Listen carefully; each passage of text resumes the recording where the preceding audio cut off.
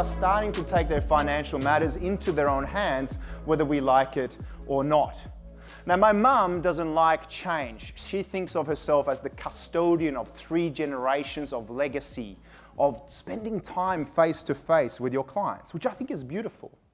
The problem with change is that change doesn't really care whether we like it or not. It happens without our permission, doesn't it? And change can be awkward. Who remembers puberty? Has anyone been through puberty? Okay, fantastic. Has anyone ever thought about changing a partner? And not necessarily like physically exchanging them for somebody else, because we've read about that in the news just recently. Leakages of 30 million people's information who are in happy marriages, who are supposedly looking for a new mate. Okay, we won't go there. That's the downside of digital. But rather sort of selling your mate or your partner on the concept of change. How easy is that? More walks on the beach this year, more home-cooked meals, paleo diet.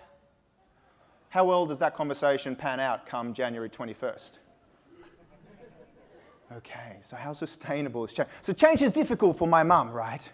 And we have this conversation about whether truly the world of the face-to-face and the world of interface-to-interface, whether they're truly mutually exclusive or not.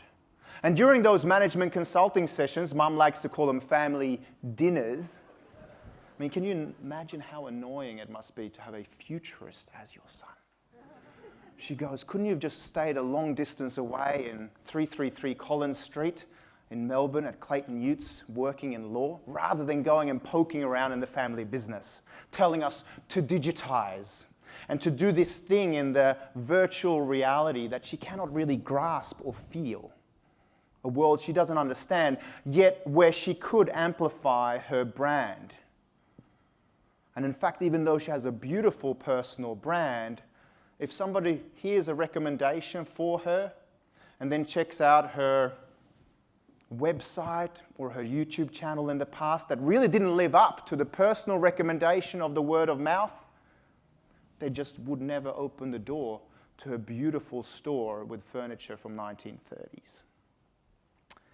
So this is her reality, and it's something that's happening to a lot of us today. 2/3 of the financial advisory clients in Australia today are 55 years or above. Yet the biggest generation in Australia is Generation Y. Huge opportunity that we're not yet tapping into. Does that kind of reflect some of your books of business? 55-year-olds and above dominating? Seeing a few nods, right? Now, Jack Welch, the famous CEO, former CEO of GE, after a conversation, and it must have been with my mum, said that when the rate of external change around you trumps the rate of internal change in your organization, you're in deep trouble.